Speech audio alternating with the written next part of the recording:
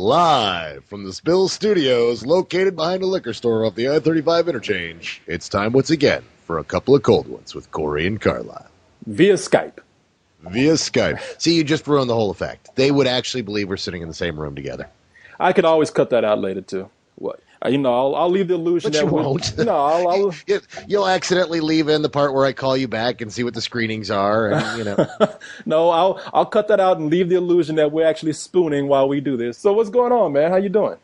I am doing really well, man. This is my birthday weekend. I know. How come you didn't invite me to your party? I did. I could have swore you were invited. I didn't get an invitation. Oh, man. Well, it was one of those things where I invited people off Facebook, and then I invited people through Twitter, and then I invited people in person. But since we didn't hang out last week, we did it via Skype.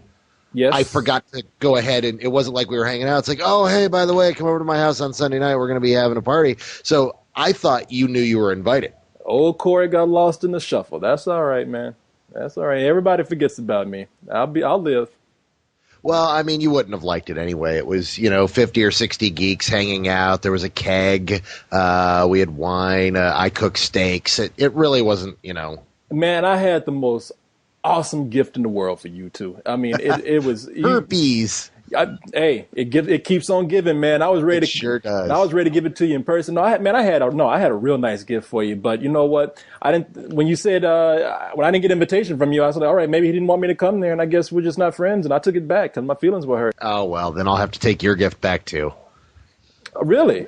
Because it's your birthday this week as well. Oh, look. Well, I think I can make some calls, man. Probably get that gift back for you, if I go through my peoples. How come I haven't been invited to your party? Because I didn't have one, and I'm not having one. I usually don't throw a big party these days. I just I have everything I want, and as far as I'm concerned, I go to so many parties now that I live vicariously through everybody else. Nobody needs to celebrate my birthday. I celebrate everybody else. So there you go. Well, I like having parties, so fuck it, I'll do it. Yeah, no, I heard you had a good time, man. Leon went over there. He said it was fun. Yeah, it was great. It was cool because it was one of those parties that happened in waves where every few hours a different wave of people would come in and the whole vibe of the party would change. So it was a good time. See, it was just shitty though because Leon rubbed that shit in my face. He was like, "Did he?" Because he was like, "Well, I'm getting ready to go over to Carlisle's party," and I was like, "Really? What kind of party is he having?" He's like, "It's a birthday party," and I was like, "I didn't get an invitation." He's like, "Oh well." Sorry, man. Guess I won't see you there. I was like, No, I'm exaggerating. He didn't do that. Oh, okay. Well, he walked in and he went right to the plate, got himself a steak, had himself a beer, and turned right back around and left after he ate, didn't he? No, he didn't. Well, thank you. Happy birthday, Carlisle. See you later. And then you sent me this email going, "Dude, are we recording? What's up?" And I'm like, what? You're not at my fucking party and you want me to record? And then it's like, oh shit, he doesn't know about the party. Yeah, when I said, hey, are we recording? That was my gentle way of saying, how come the fuck I wasn't invited to your party? Man, you should have seen me too. I was just like, I wasn't even throw a party. But at that point, I was going like, you know what? I'm going to throw a fucking party just so he can't come to it. God damn it. Oh, man. Man, you weren't supposed... See, you definitely should have stopped by, man. You would have come by. I would have given you a hug. We would have had some beers together. I bought 8 pounds of steak and just served steak to everybody. See? I had a vegetarian who gave up vegetarianism for the night because the steak smelled so good. The snakes, what the fuck exotic kind of party were y'all having out there? It was a crazy party is what it was. Nah. You know what? I'm exaggerating. I really was not mad. I was not even upset because I did think like, you know something? We've been talking about birthdays for the longest time. I'm sure that this is some kind of misunderstanding. And therefore it was. All right, let's go ahead and get to the top 5, man. The top 5, what do you ask, Will? God damn, hold on. I'm not even ready. I've been sitting up here talking about birthdays and shit so long, I haven't even drawn up the top 5 yet. All right, let's see what we got here. Not an interesting top 5 either, if I'm looking at this correct. No, it's a boring ass weekend because it was a big dump weekend, as it always is every year. Labor Day weekend is not where they drop their high end films. And as a result, it's a lot like the recent top 5s. It's just kind of there. All right. But Well, let's see let's what we go into got. number 5. All right. Number 5 is District 9, which at this point, oh, District 9 has broken $100 million, man. It sure did. It finally, 101. yep. And it brought in $7 million this weekend. So that movie is a bona fide a success, Yeah, inarguably. it is a moneymaker. Yes, yes, it is. This is that straight profit. This movie is, and happy to see that because I think you and I agree both that this is probably one of our top favorite movies this summer. Absolutely. In fact, the thing that I think that needs to be stressed about this proves that if you take geniuses and give them a nice mid-range budget and force them to prove themselves, you end up with a real solid moneymaker that you can still also make a smart film. This is one of the best films of the year. It's definitely one of the best films of the summer, and it's made its money, but it's still just what actually it's what 4 weeks later it finally crossed $100 million. Yeah, yeah. 4 weeks later, it's 101.4 million dollars, man. So, and Had this cost $150 million, people would have been going off about how it's not a success, how it's a failure, what happened. But because it was so cheap and they made it so well, now we have a real hit. This is what I want to see more of. and those geniuses that you were talking about are Peter Jackson and Neil, what was it, Blomkamp?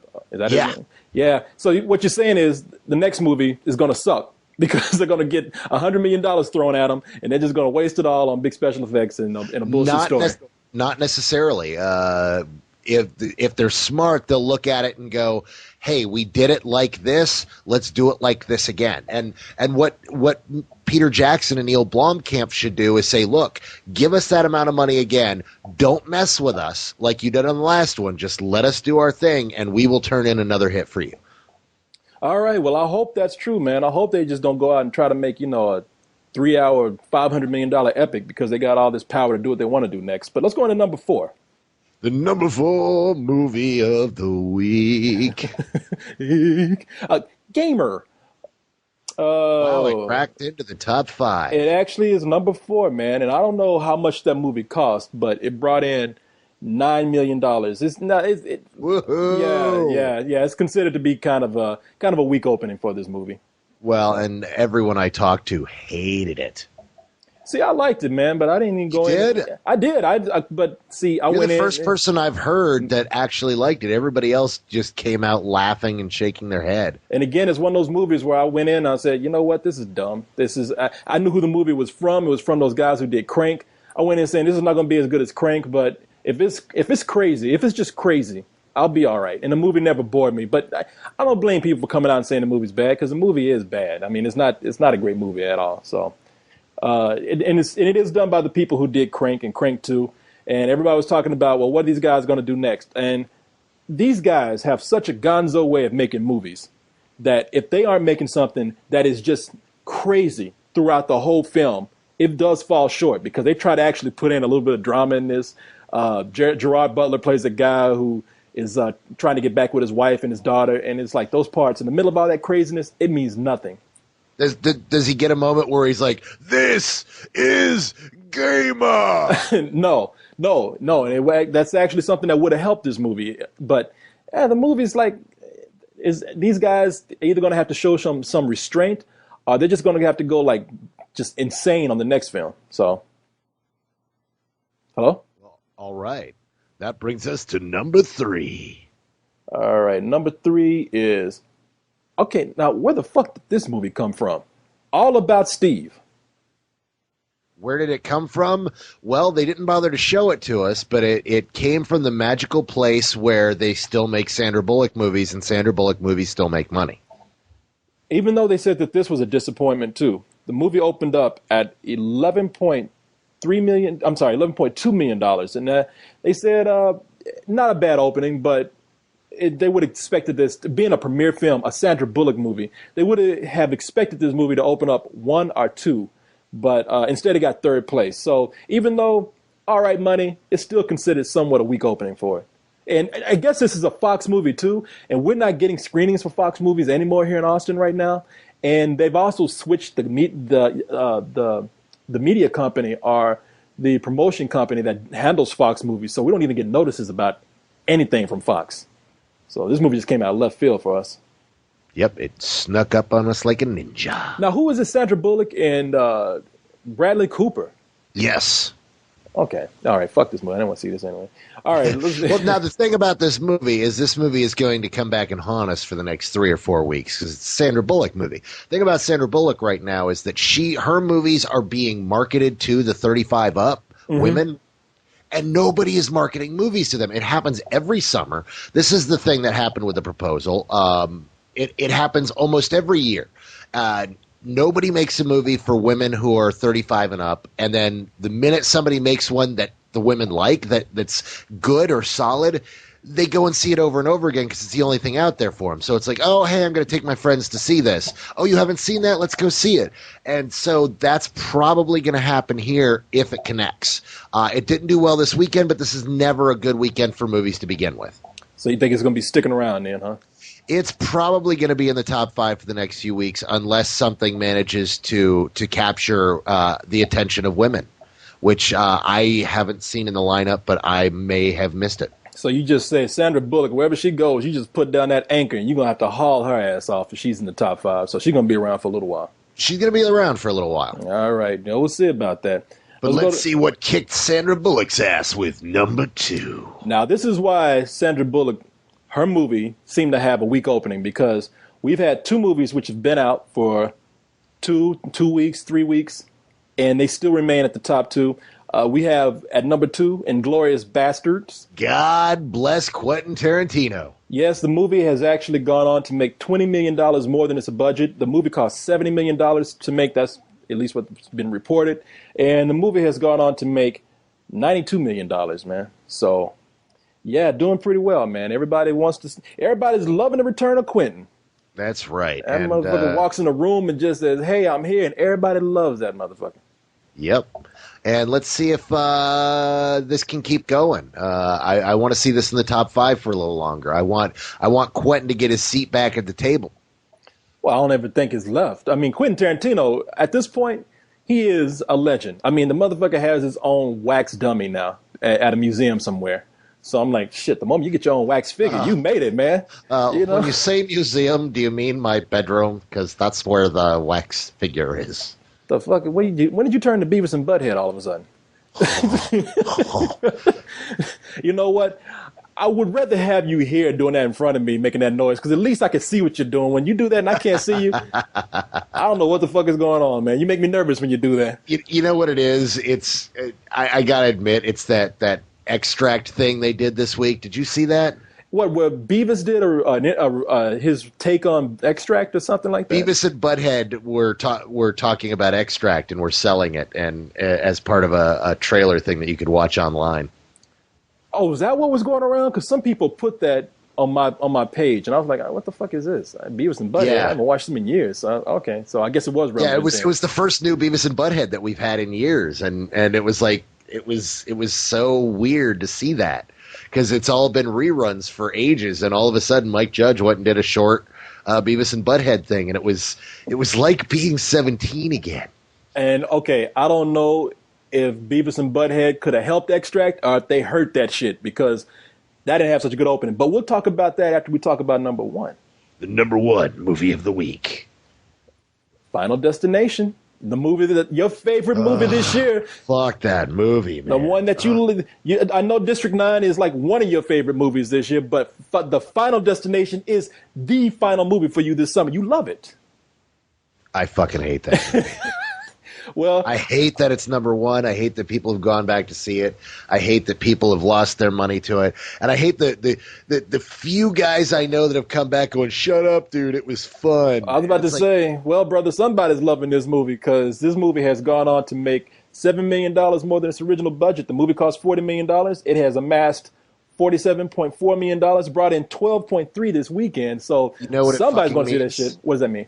It means we're going to see another fucking Final Destination movie. You know what? I haven't seen any Final Destination movie at all, so I'm okay with that. Give me more choice with these, because I'll catch one of them eventually. You know? If you catch one of them, watch the second one. And if you watch the second one, just watch the first one, then the second one, and then you're done. And those are good. The first one is entertaining. The second one is really fucking good. That's what I keep hearing. Cyrus told me that. He said if you watch any of those, watch number two. Yeah, because the thing is, you have to see number one to understand number two, because number two is a direct sequel. But number three and four, they're both entirely self-contained, and they're the same fucking movie, and that's what pisses me off. Right down to the dialogue. There's a whole sequence where in both movies, all somebody has to do to explain that they understand what's going on is, I Googled it off the internet. And they wave around a piece of paper that says, Flight 180 on it, which was the flight from the first movie. And then you're like, oh, okay, all that information's out there from the first two movies. And it's like, fuck you for not actually giving me a story of this movie and relying on a cheap gag. Well, you better get used to it, because there is gonna be another one. This movie, or this series of films, in the Saw films, they said that they are essentially the same movies over and over again. What's getting people back in there? Because people always want to see the inventive ways that they kill people in those movies.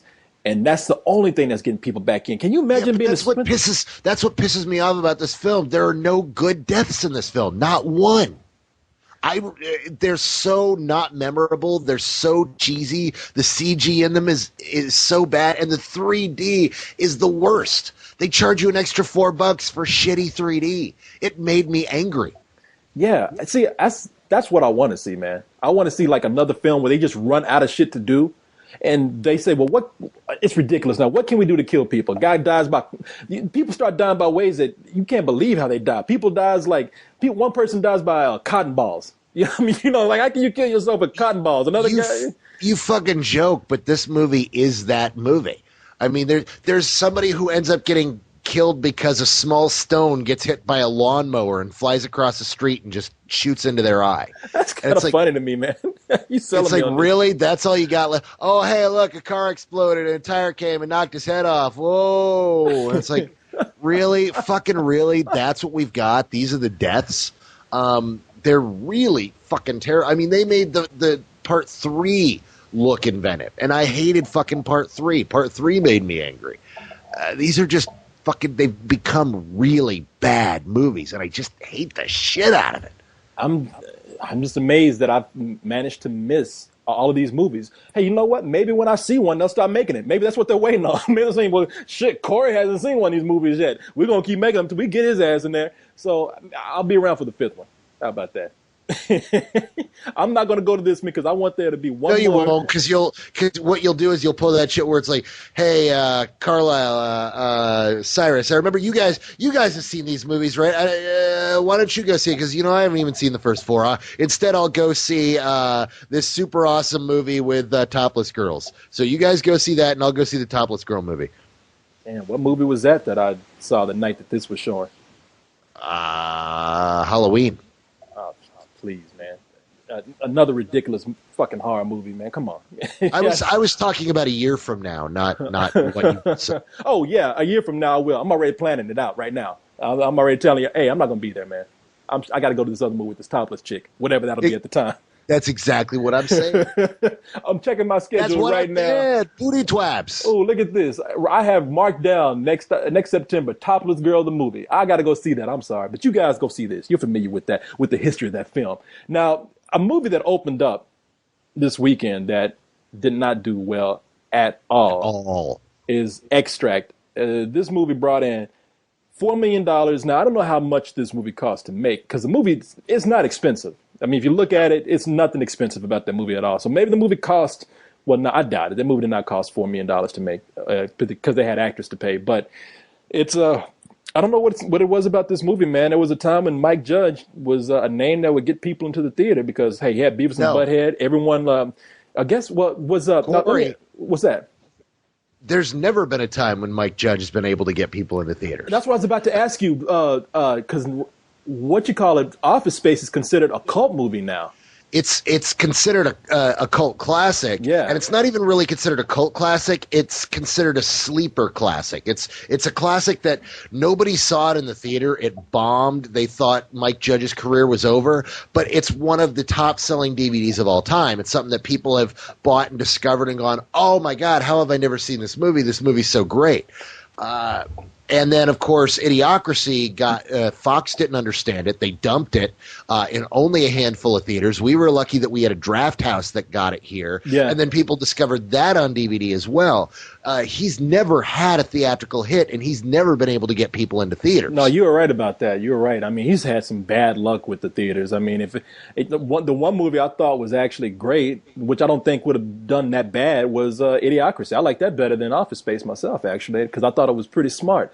I don't know, man. Maybe Fox thought dumb people would see it and see too much of themselves in it and say, "Fuck this." Is he laughing at me? Yeah, I don't know. I watched it. I understood why Fox dumped it though. It's a very cult feeling movie. The type of comedy. It's not the type of comedy that plays to large audiences, and it hasn't been on DVD. It's gotten a mixed reception because some people just don't get it. But it is what it is. Let me ask you something about Idiocracy. Now, you've seen it, and I've seen it. So, there's a midway through the film, everything. Let me give a little background about the movie, for those who haven't seen it. The movie Which is pretty much everybody. Yeah, it's pretty much everyone. So why not? So this movie takes place in a future where people have become so dumb that all they do is sit around, masturbate, and watch TV. And meanwhile, the corporations have taken over. So everything is sponsored. I mean, the town that they live in is what, Costco? Costco is a city at this point. Yeah. Yeah. So Costco's name is all over this film and a bunch of other brands. Now you have a movie where you have a corporation that has its name all over this film, but it's a film that could be seen by some people who put money into it as insulting their audience. Do you think that had anything at all to do with maybe this movie not getting a big push too? No, because Costco isn't Walmart. Costco doesn't gear towards a really unintelligent audience. It's not about the mass consumer. Costco is more about bargain hunters. So I wouldn't say that it's really geared that way. And that was, or I wouldn't say that was the problem at all. Okay, because I was always curious about that. I didn't know if that was the case or not. Because I remember talking to some people about that, and they were like, that's a good question. We don't know though. So, well, I really hate that about Mike Judge, man, because the guy is very talented. But I have to admit, if you heard our review, this movie wasn't all that good. So I'm not surprised.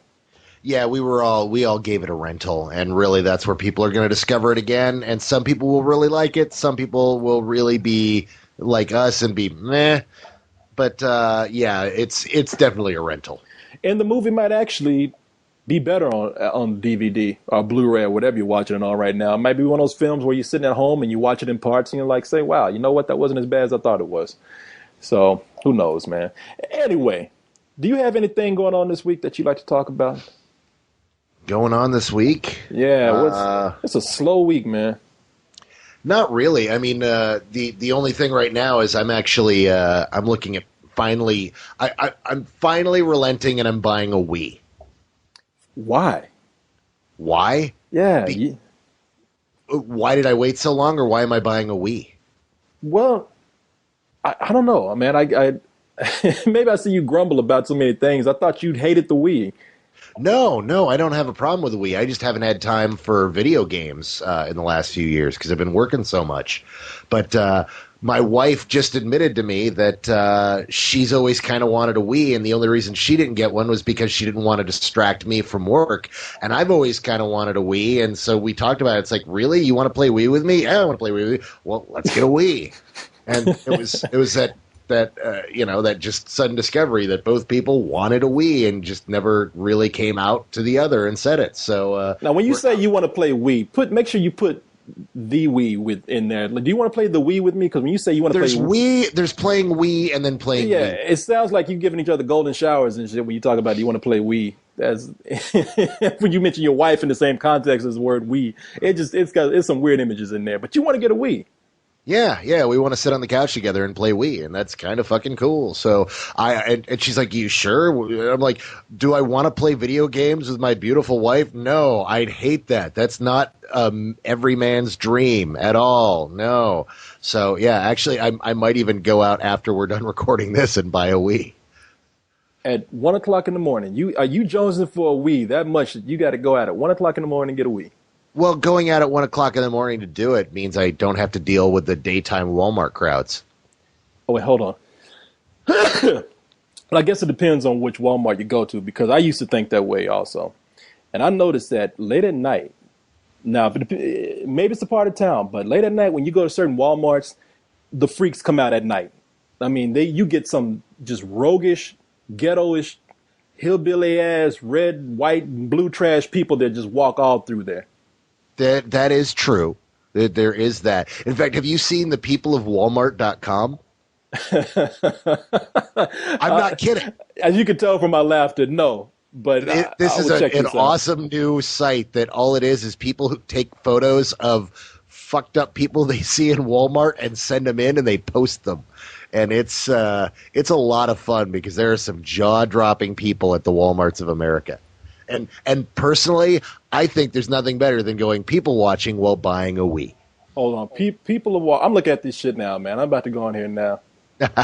Oh, wait a minute. It took me. Why did it take me to Facebook? I went to People of Walmart. Okay, let's see. Peopleofwalmart.com. I'm pretty sure that's what it's called. It's taking me everywhere but where That's I need exactly to fucking what it's called. Peopleofwalmart.com. Pe- wait a minute. That's fucking me walking through there. Hey, wait a minute. No. And the funny thing is, I'm grinning. I'm looking at the camera and smiling. Hey. Now, the first thing that comes up is a woman with a baby in a cart, and this baby's got a fucking plastic bag over her head. Yeah. And then look at the next one. What, go fuck yourself? It's an old woman with a "go fuck yourself" hat. And it gets really bad. I mean, there's some incredibly fucked up things at this. Me and my wife have been laughing at this site for days. It's literally our new schadenfreude internet adventure. It's just the people are so incredible, and oh wow, there's some I have not seen. God damn, there's a guy right here wearing tight ass shorts, and they're so tight. These shorts are so tight that you can see his underwear, and his underwear is almost like a thong is crawling up his ass so much, and his underwear is printed with like a soccer ball pattern, and this is like some 50-year-old man too. God damn, dude, wait till you get to the top of page 3. There's a big ass woman talking about I like it from. Oh my god, I like it from behind. There's a fat ass woman walking through here with a skirt riding up. You said the top of page 3 though. Yeah, the top of page 3. Told you. Hey, y'all, there's a girl, and the girl is kind of cute, too. And she looked like she's wearing that's the kicker. Look like she's wearing the colors. She's not bad looking. No, she's not bad looking at all. She look like she's wearing look like she's a soccer fan. She's wearing the colors of it looks like Italy, and printed in her crotch. And this is a fine looking girl too. Printed in her crotch area are dick and some balls. This is it's printed on the cloth. That image will haunt you tonight, Corey. That image is going to come back in your dreams. No, that woman is going to crawl on top of you, and you're going to feel the soft, gentle tickle of shaft and balls dragging up your leg. Well, no, it's a print, man. I'm gonna take this picture. I'm gonna Photoshop that out, and you know what? I still take this girl. Sadly, this is the least shocking thing on here. This is kind of normal because it looks like she's in on the joke. Looks like, hey, yeah, well, she's got the thumbs up, and she's like fucking awesome. But yeah, she's like, hey, then you move down to the one below, and it's like, oh my god. There's a. I'm sorry, people. I told you you'd love this site, dude. And this we've actually devolved. We've gotten to the point to where we're talking about we're on the internet talking about the internet while everybody else is looking on like, what the fuck you guys talking about? Well, people will go and they'll look at this with us. People go look at this with us, enjoy this with us. In the middle of page 3 here. Okay, I've heard of these guys with these sagging pants. I mean, I probably used to do that myself when I was a teenager, but fuck, man, there's a dude whose pants are sagging, like you see kids do these days. but the elastic around his waistline on the pants are so tight that when they hang around his legs, like they go past his ass. So they are squeezing so tight on his legs that his ass is sticking all the way out. And I'm just There's like, this site has a number of people with baggy pants like down around their ankles and such. There are some ridiculous things and then some crazy fucked up things. I've fallen in love with this site, and so I was like, you know what? This gives me an excuse to go to Walmart and buy a Wii at the same time. It's kind of fucking awesome. hey, looking at this kind of makes me want to go to Walmart at night and just hang out. That means this is where the meth addicts go. Now You I want see to what help? happens. You want to help me buy a Wii? Okay, I don't want to go that far. Okay, now, that sentence, I'll help you buy a Wii in the middle of Walmart at 1 o'clock in the morning with meth addicts walking around. It might, hey, Yeah, yeah. You know what? That's exactly why I want to have a big black guy with me. it might, and you know what's going to happen? You know what's going to happen? It's going to be you and me on there next, holding a Wii box together, smiling and shit, and be like, how the fuck did we end up on here? Oh my God, people, I'm going to leave this alone, but you got to go to the bottom of page 4. On the bottom of page 4, there's a man who looks like his mullet and afro is so big that it looks like a fucking poodle fell asleep on his head, and he's sporting this shit with pride. I mean, He's rocking it. He is. He's looking off in the distance like, yeah, the '80s, man, ain't never going anywhere. Yeah, see, you're gonna get addicted to this site, man. I can tell you're gonna be checking this site every goddamn day now. I already am addicted to this site. I wonder why these people don't have fucking lawsuits in them. I guess meth addicts can't afford lawyers, but You can't sue somebody for taking your photo and putting it up. What you can do is demand that they take it down. And I guess, these people haven't seen themselves. I mean, come on. Look at some of these people. Do they look like they own computers or know how to operate one? oh fuck, man. Hold on. I'm at the top of page 7. Tony the Tiger shops at Walmart, man. I knew it. And that fool is just strolling through, man. He's just chilling at Walmart late at night, just shopping, man. Seriously, people, there's a guy in a Tony the Tiger outfit just shopping like he's normal. Like everybody does this kind of shit. This is fucking awesome, man. Yeah. This So all right, getting all away right. from people in Walmart. Yeah, that's my big thing this week. Is I've decided I'm finally going to get myself a Wii. Oh man, maybe I do want to go to Walmart with you tonight. This put me in the mood. Maybe Yeah, because you're like, man, meth addicts and crazies and freaks come out, and you're like, man, I kind of want to go see some freaks now. yeah. Because some of this stuff is just kind of endearing, man. I mean, really, you expect to see like the meth addicts and the women who try to dress sexy end up just looking horribly, horribly sluttish. I mean, not even sluttish in a good way, but like cellulite sticking out of like a Like thong. disturbingly sluttish. Disturbingly sluttish, yes. But I see some things on here that are kind of cute, man. It's kind of funny. Like Tony the Tiger, there's got a Tony the Tiger outfit, and right below that, there's a guy with all these balloons and Christmas balls attached to him. Now, the only disturbing thing is that there's a little boy right next to him, and that's kind of makes me nervous. But it's not all bad. Some of it's actually good. Oh, somebody drove the Batmobile up here. Oh, It's not so much the Batmobile as it's a Spill members version of the Batmobile. oh, wow, man. Now this is priceless right here, and I'll leave it alone after this. They got a woman, and I hope this isn't photoshopped. I hope this is real. They got a woman in a red hoodie with a big ass swastika on the front. It's not just a woman; it's a Sarah Palin lookalike. Yes. And there are 2 black guys walking right past her. Now, I don't even think they know what she has on. And she's just No. looking at them like, why are these fucking niggers in my Walmart? It's like she has a look. Like she's like this should be an all white Walmart. I actually get the impression that look is like, oh hell no, you're not taking my photo. Oh, fuck, I've been busted. Or maybe she's saying, hey, Heil Hitler. I don't know. But wow, man. Wow. That's all I can say. Sieg Heil. Wow. This is Sieg Heil. this is amazing. Walmart becomes a whole new magical, disturbing, evil, wonderful land in the middle of the night.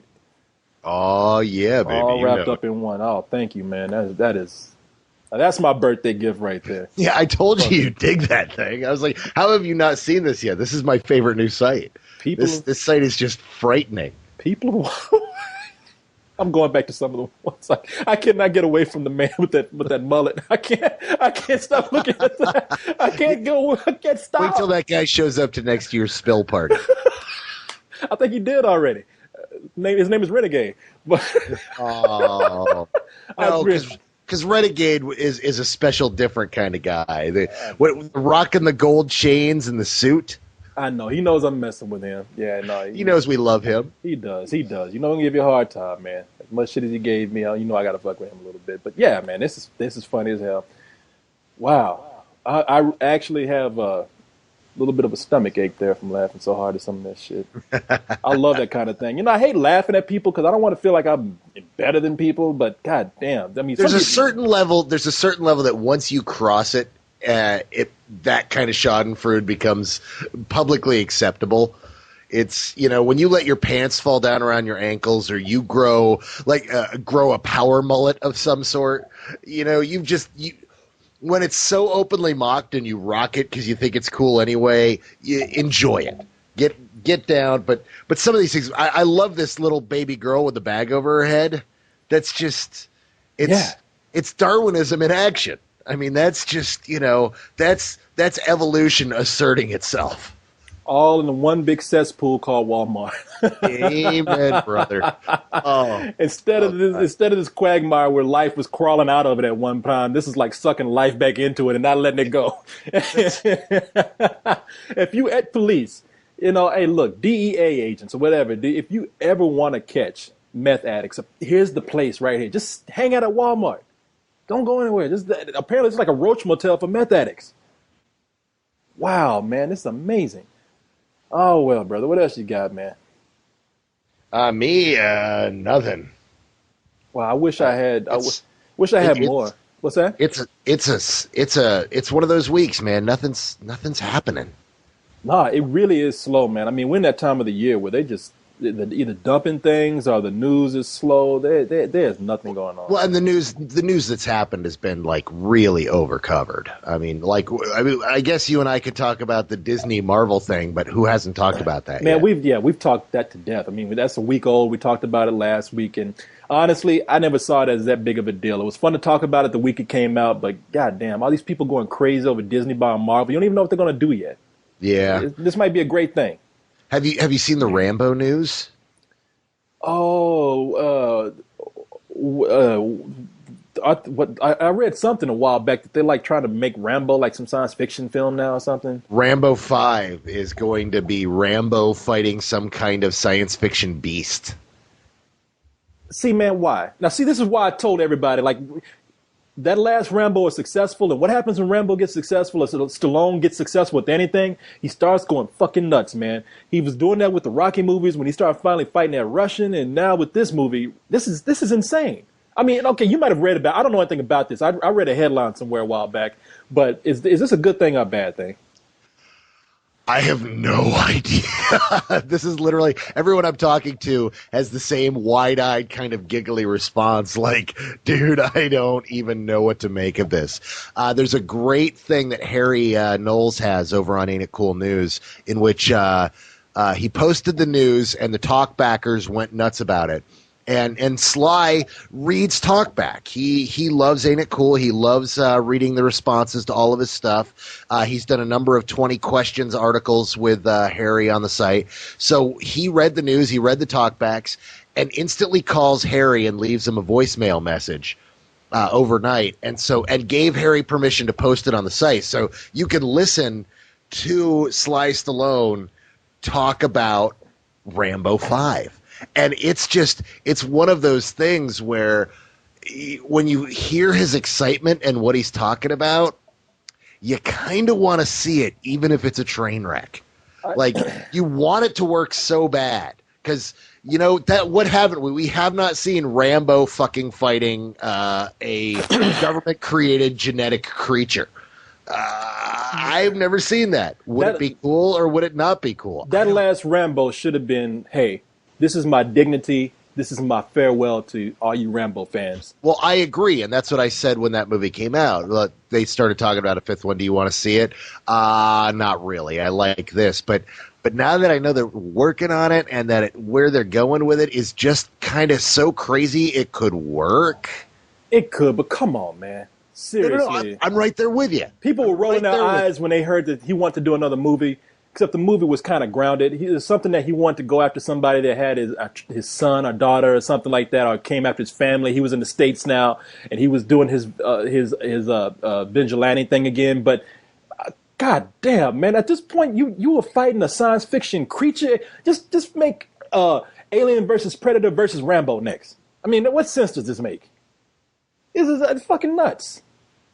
Yeah, I don't know what to tell you. I would argue. Look, I've been behind Stallone with a lot of things. Rocky Balboa, I liked.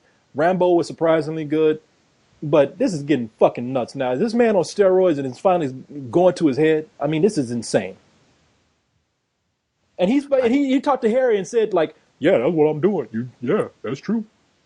Yeah, well, it kind of. He said that people didn't quite understand what they were going for with this. And, that talkbackers kind of got it wrong.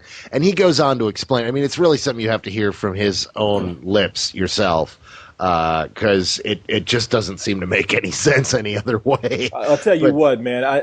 I want to think this. Now, this is me creating my own scenario in my head, but I would like to think that Sylvester Stallone is very marketing savvy, and maybe he came up with this whole ridiculous premise to just build up hype about another Rambo film that will not be this at all. That actually might be pretty good. It might be pretty sane. Hello? I'm here. I'm listening. No, that's it. That's all I'm saying. I'm just thinking that maybe this is all just a marketing thing. I don't know. I honestly, I don't know what to make of it. It sounds like they're seriously going to make it. That it's not just a hype thing. That they're actually going to do this. It will be for me. It'll be a sense of, are you at your fucking mind, and almost a sense of admiration that if he has the balls to do something like this, it can actually get away with it. The man's a genius. Well, the thing is, if they make it for cheap enough, it's gonna make its money. You put a movie in theaters, Rambo versus the giant fucking monster of doom. You think every redneck in this country isn't going to line up for a week to fucking see it? They're going to have tailgating parties to watch this fucking movie. Yeah, maybe. Hey, you know what? That might be the coolest thing in the world. I don't know. I might see this. What's like, the biggest fucking movie of the year this year? What is the biggest movie of the year this year? Yeah. Transformers, man. Yeah, Transformers 2. Dumbest fucking movie of the year. Made $400 million domestically. I think Rambo versus the Space Monster has money in it. Okay, you know the difference between that, though, right? Transformers started out with giant fucking robots doing ridiculous shit. Rambo is a guy that does ridiculous shit, but he's always done it in the realm of somewhat of a military environment that we can at least say, like, okay, no guy could do this in the real world. But in this world, it's still somewhat grounded on Earth. It's still somewhat not. It's just a military story, not a science fiction movie. And this right here, this is just taking a whole fucking turn. I'm confused, man. Help me. I don't know what to think.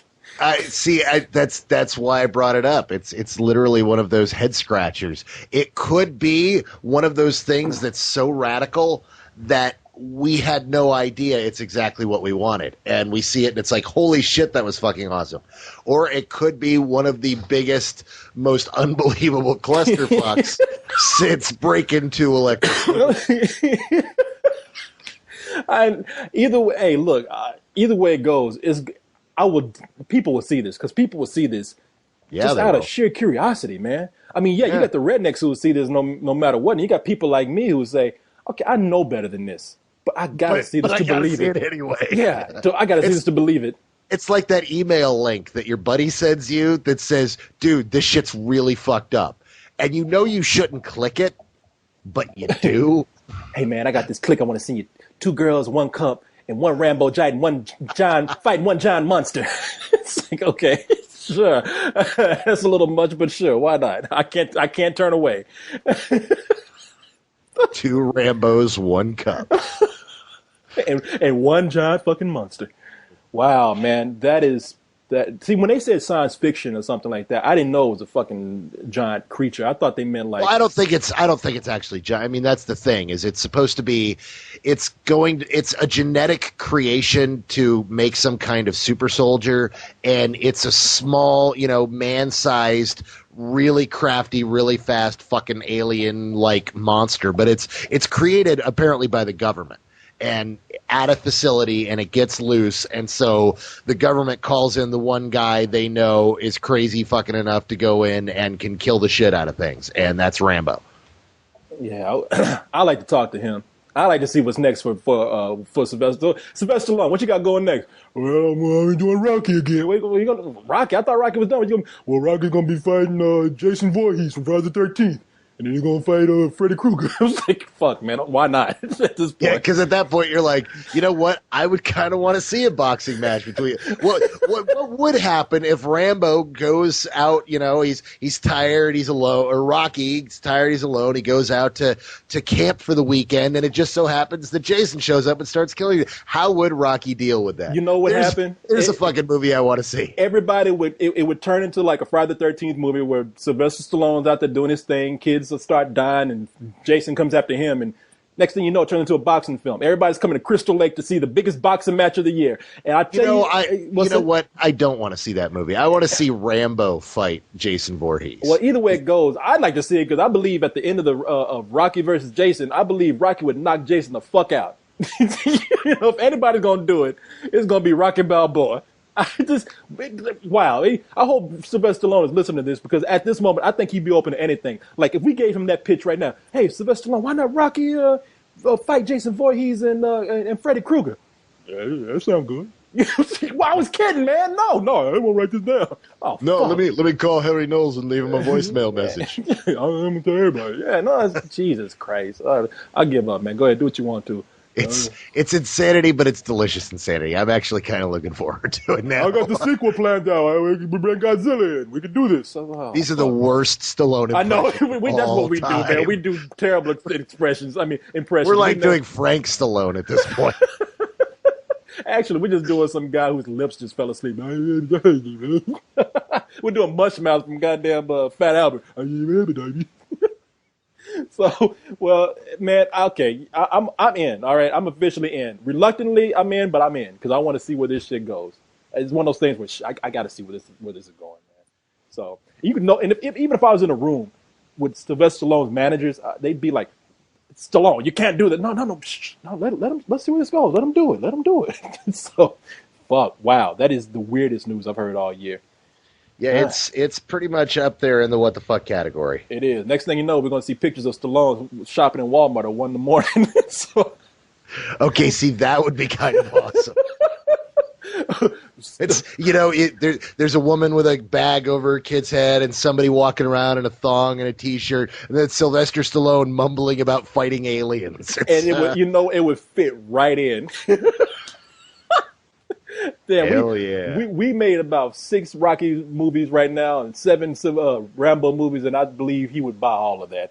But oh well, man, whatever. So I'll tell you what, we have about 10 minutes left in an hour if we choose. Yep. If we so choose to go for an hour. And I was thinking it'd be nice if we got to some email.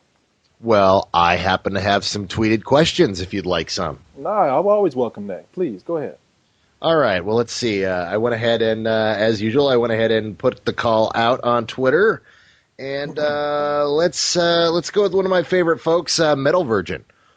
Metal Virgin. What the fuck does she want? She wants to know, with all these CGI crazy movies that came out this summer, how do you feel about so much digital effects being used in movies? I think that's one of those kind of generic ass questions, but. That actually kind of is. But how do we feel? We like them as long as the movie doesn't rely on them.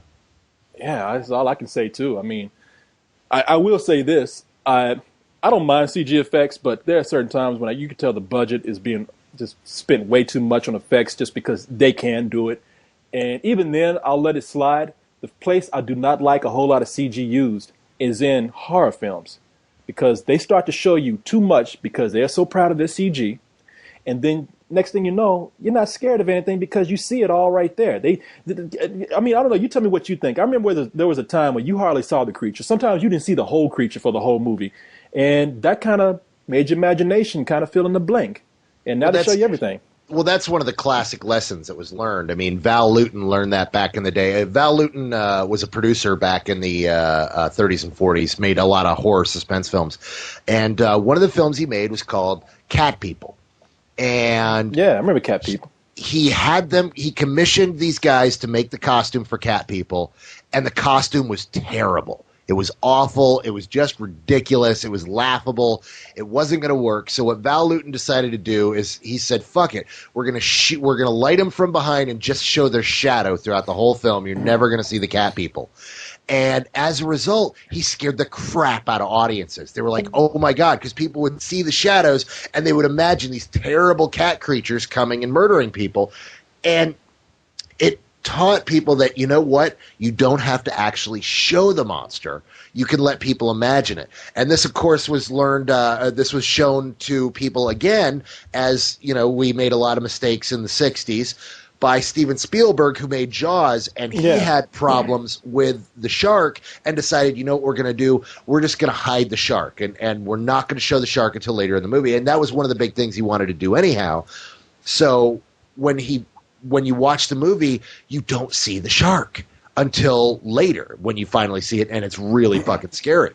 So one of in fact, the film I like to use as a prime example of a film that makes that mistake is the first Jeepers Creepers, because for the first half an hour, that movie's fucking scary. It is. It kind of freaked me out. Yeah, you're just horrified. You're like, what the fuck is this thing? This thing's fucking with me. And the minute we see the monster stand up in the headlights and it shows itself, and you're like, oh, that's a fucking Buffy villain. That's not a monster. That's when the movie goes to shit and it's not scary anymore. Yeah, it's the old rule of the monkey's paw, Yeah. Yeah, if anybody is familiar with that story, it's very horrifying because this woman makes a wish for her dead, mutilated son to come back, and the son actually gets to the door, and the husband finally grabs the claw and says, "I wish it would go away." And you open the door, the thing is just a shadow is seen going shambling down the street, and you're just thinking, "Wow, what did that look like?" And of course, your mind starts filling in all those blanks, and you start kind of scaring yourself. So yeah, no, that's a good answer, man, right there. So. You have another one? You want me to pick one? Or? Yeah, I got one. High Five DJ asks a really interesting one. What actor or actress will you watch in any movie regardless of its quality? Oh, I can't really make that blanket statement because if the movie's bad, I can't hang with a good performance through the whole thing. If the movie's that bad. You know what? There are a couple people that I will watch. There's you know what? No, that's wrong. You're lying, Corey. I could tell you who you would. Who? If I pulled out a movie right now and said, dude, this is one of the shittiest movies ever made, but it stars Rudy Ray Moore. Oh, well, man, that guy's known for making shitty movies, of course. I mean, You would sit down and watch it anyway, wouldn't you? You've already seen all of his movies. But see, Rudy Ray Moore in his own context, Dolomite, The Human Tornado, Avenging Disco Godfather, in his element, those movies are good. Now, if they tried to cast Rudy Ray Moore in an ensemble piece with like Meryl Streep and George Clooney, I'd be like, what the fuck is going on here? But that wasn't the question. The question is, what actor or actress would you watch in a movie regardless of quality? And that's what we're talking about, the Rudy Ray Moore. Okay, then that's my answer. Then you got me. Yeah, that's it. You know what? I would watch Keira Knightley in anything right now. Seriously, if Keira Knightley's in it, I'll fucking watch it. Hey, that's really bad. Yeah, but it's got Keira Knightley, and I really do kind of need to watch it. Lee Marvin is somebody that I will watch any of his movies, even the bad ones, because he's fucking Lee Marvin, and there's still a few floating around out there that I haven't seen, and I love me some Lee Marvin. Okay, if we're talking about people who aren't alive right now, Rudy Ray Moore is one of them. There was a time I could watch Cary Grant in anything. North by Northwest used to be one of my favorite movies because I wanted to be Cary Grant in that movie, man, because he was just so badass in that film, because he was so cool. And he was a guy who was being chased down because of mistaken identity, and he was thrown into this extraordinary situation and a dangerous situation, and the guy remained the Mac through the whole thing. And I was like, wow. And Cary Grant just had that image of he was George Clooney for his time, man. Yeah, there was a period of time. It's not like that anymore because he's really kind of lost his magic. But throughout the 80s and 90s, I would watch anything with Tim Curry in it. Oh, really? Oh, yeah. No, Tim Curry made a lot of crappers, but he always made really great crappers. In fact, he used to apparently go around to conventions and stuff wearing a little button that said "Great for Turkeys." and he knew he was making bad movies, but he would chew up the scenery like nobody's business. And I do love me some Tim Curry, but after a while, it just got to the point where it's like, you know what? I really only want to see Tim Curry in good movies now. Okay, I can see that, and I like Tim Curry too, man. I can't watch him in just anything, but there was a time when, yeah, Tim Curry was somebody who was like, okay, that says Tim Curry says quality. Yeah. All So right. why don't you go ahead and pull up one from your email? I guess I One. okay. I guess I should because people are gonna be saying you're not reading my questions. All right, let me see. I don't even have the page up. Hold on. Oh, well, just that was high. In case I didn't say it, that was High Five DJ who sent that in. Yes, So you thank you. did. That's a great question. All right. Let's see. I'm pulling up a question here from Matthew Hernandez. Matthew Hernandez, and he says, Hernandez. "Love Spill, love the podcast. I have a lot of ideas in my head for a film series. My question for you is: have you ever seen a sequel that isn't necessarily bigger or better than the first one, but manages to be different enough to where it feels reinvented?" That's a good question. And yes, there are a lot of sequels that people have reinvented. I mean, of course, the first one that comes to mind is you have Alien, which was directed by Ridley Scott, and then you have the sequel, which was directed by James Cameron, Aliens, and took a totally different approach. Except that is a bigger and better kind of sequel. It really is bigger. It's I think that's kind of one of them that he kind of ruled out initially. He's talking about something that is that. Well, see, I don't know if it's better. I think it's just different in tone because a lot of people It's they an always, action. yeah, it's an action movie, and some people say, well, which one do you like? And some people say, well, they really took a departure for the worse with Aliens. I've actually heard people say this, and I said because the scares were so much better. I'm like, well, the scares don't matter because in Aliens, it was a war film, it was an action film. It wasn't really a horror film and meant to be scary. But yeah, I mean, if you want to name some sequels that are not as good, let's see. Well, no, not as good. The ones that are just different, that do something else. Like, for example, a good example there would be First Blood and Rambo: First Blood Part 2, Yeah. which are two radically different films. And I'm not convinced that while Rambo First Blood Part 2 is the more awesome of the films, I think First Blood is a far superior film.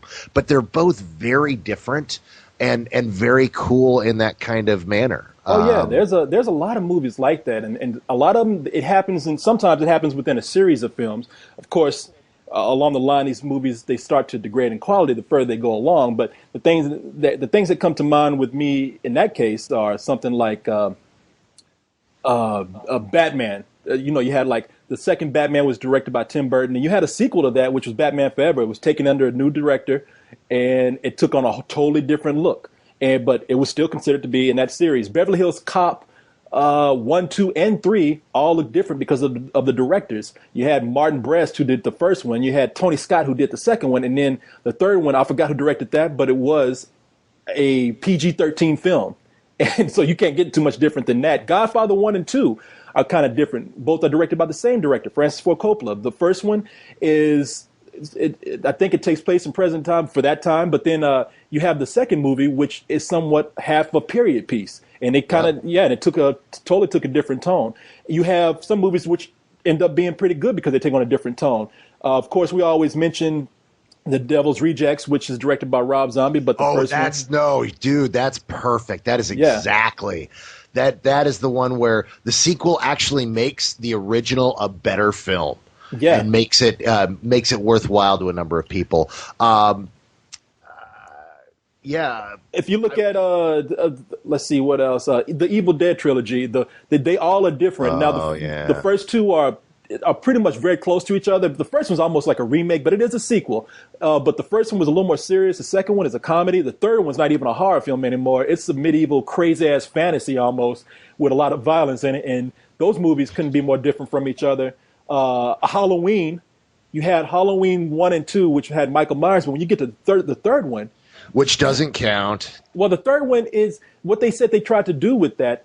What they want to do with that series is try to take it in a direction where these would be sort of anthology stories, horror stories that took place on Halloween. So they wanted to actually make like a series of films that had nothing to do with Michael Myers, but then no one saw the third one. They had to get back Michael Myers to make it successful, and that's what they Yeah. did. Night of the Living Dead is very different from Dawn of the Dead. We have a movie which is pretty much a haunted house film where Yeah, of course, Dawn of the Dead is a bigger, better film than the first one. I mean, the first one's a classic, but the second one was, hey, we have a real budget now. but with that budget, they were able to make it something different. I mean, look, the first one, it was sort of like people trapped in the woods and things were trying to get in. It's like a spook house movie. The second one is an apocalyptic film. I mean, it's bigger. You're right. It's bigger. And I think it is better. And it's totally a different kind of film. It even seems like it's made by a different director because it's in color and it takes place in a different period. But yeah. And, you know what? I would say this too, about the Europeans and some of the stuff that they make, because I'm thinking of some films now where they do series with, like, they do trilogies with themes, and these movies are they're connected and they're considered to be sort of sequels with each other, but then really not. Like, I'm thinking of the Polish director Kieslowski, the one who did the Red, White, and Blue trilogy. Right. Like, all those movies are considered to be one trilogy, but they're very different from each other.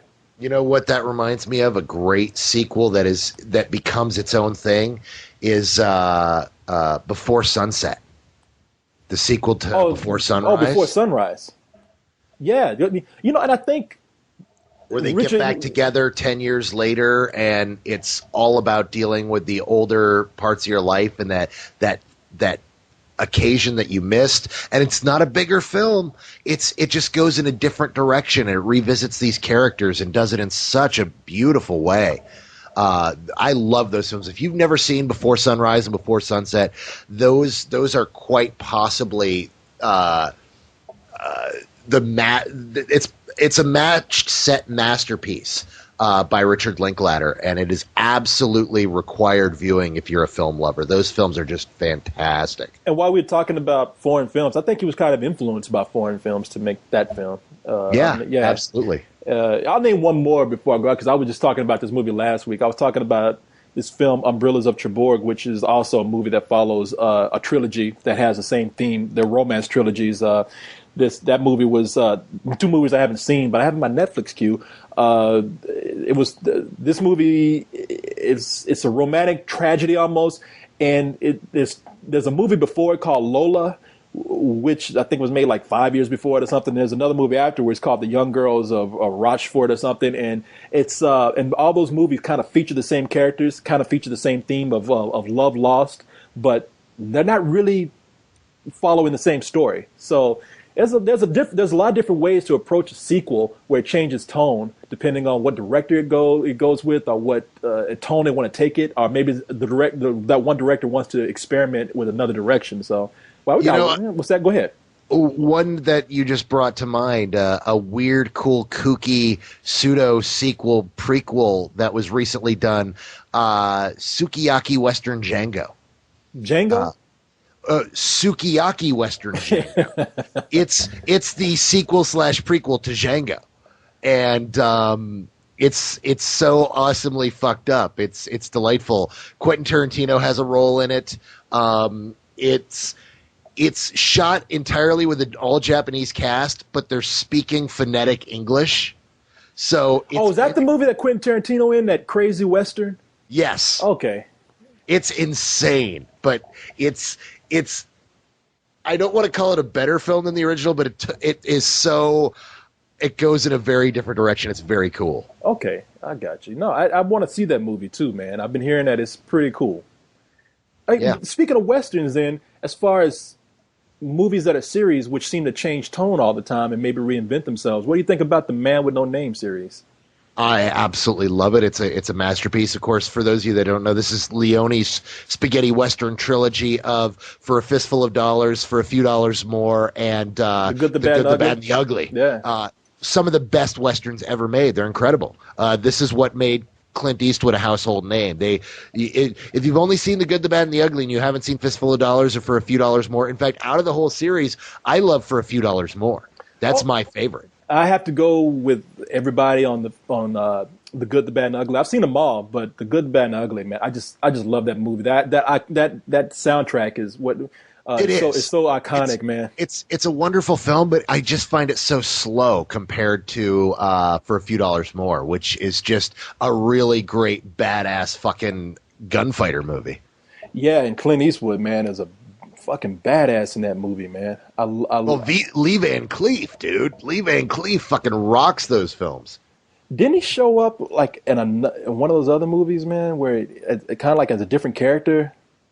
Yeah, Yeah, I mean, he like he in showed up. Yeah, Fistful of Dollars. yeah, Fistful of Dollars is a different character, and it's him versus Fistful or For a Few Dollars More. For a Few Dollars More is just Lee Van Cleef versus Clint Eastwood. It's fucking awesome. yeah. But people Love watch that. these movies, man. Watch them, and especially, and I would tell people just to watch the Good and the Bad and the Ugly, just because it's so referenced these days. Yeah, the Ennio Morricone soundtrack, Ennio Morricone, Morricone, yeah, it's who of course just did all this awesome stuff on Inglorious Bastards. Inglourious Bastards, yeah. So yeah, you should definitely watch that movie, man. It's such a culturally referenced film that you'd be doing yourself a favor. And so whenever you hear something, you'd be like, oh, that's where that's from.